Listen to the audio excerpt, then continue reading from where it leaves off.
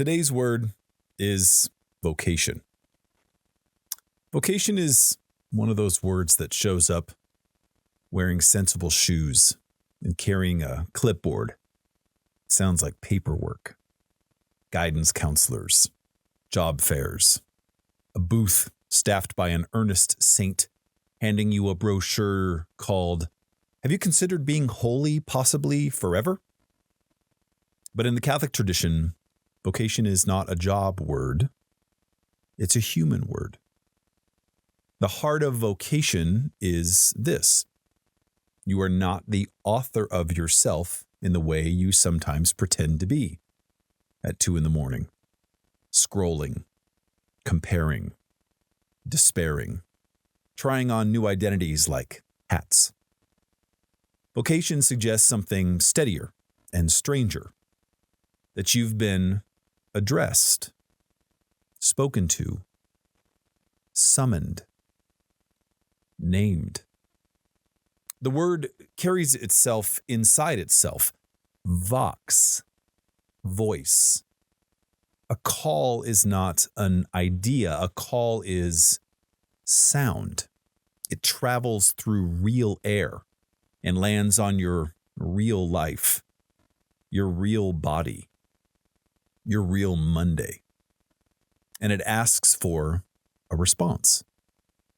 Vocation implies two hands. One hand places something in you, a capacity for love, a stubborn endurance, a tenderness you don't fully understand, a gift you didn't earn. The other hand points outward and says, "Now give it away. Let it become bread." So yeah, vocation means your life is not random. You are not cosmic lint that got a mortgage. And it also means you are not sovereign. Your ego will petition for the crown every morning, preferably before coffee.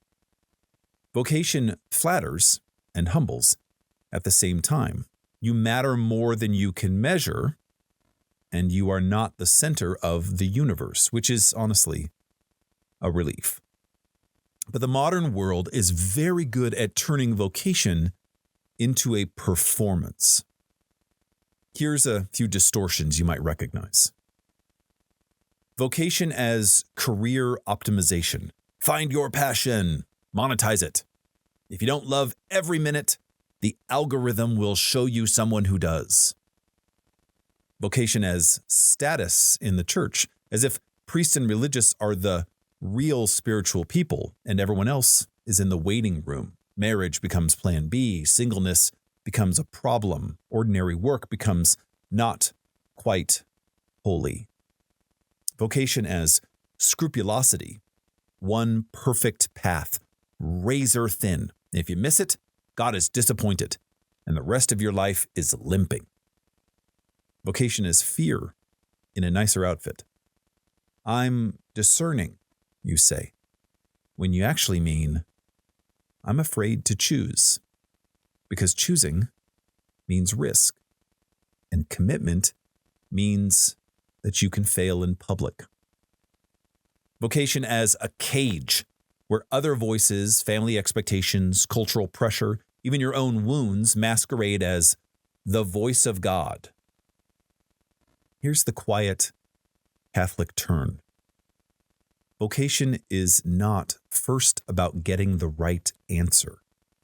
It's about becoming the kind of person who can answer at all. Vocation rests on 3 claims, simple as stones. First, you are created, not self-made. You have received your life. Second, you are addressable. You can hear truth. You can be spoken to. Third, you are for someone. Love is not an accessory. It's what you're built for.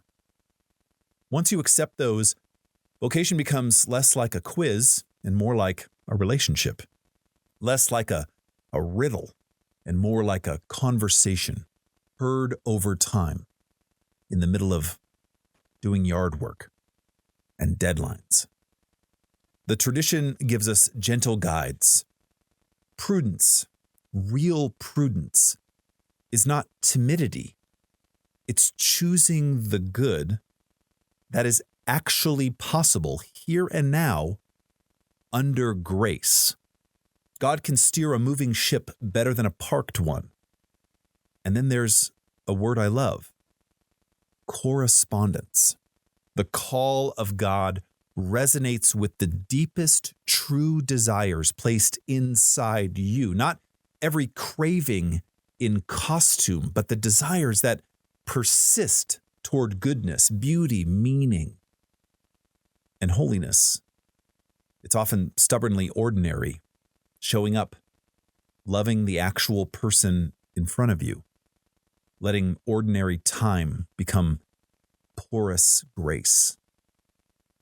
Try a small examen of vocation this week, not a trap, a way of listening. Where am I treating vocation as a performance instead of a response? What voice do I obey most? Is it fear, appetite, approval, resentment, or Christ? What good is already mine to do right in front of me if I stop waiting for some dramatic call? What would faithfulness in small things look like? One honest conversation, one act of patience, one apology, one unglamorous duty done with love. If God's will is love, where is love asking me to become more concrete? Lord, you have called us before we knew how to call ourselves. Teach us to hear your voice without panic and to answer without delay.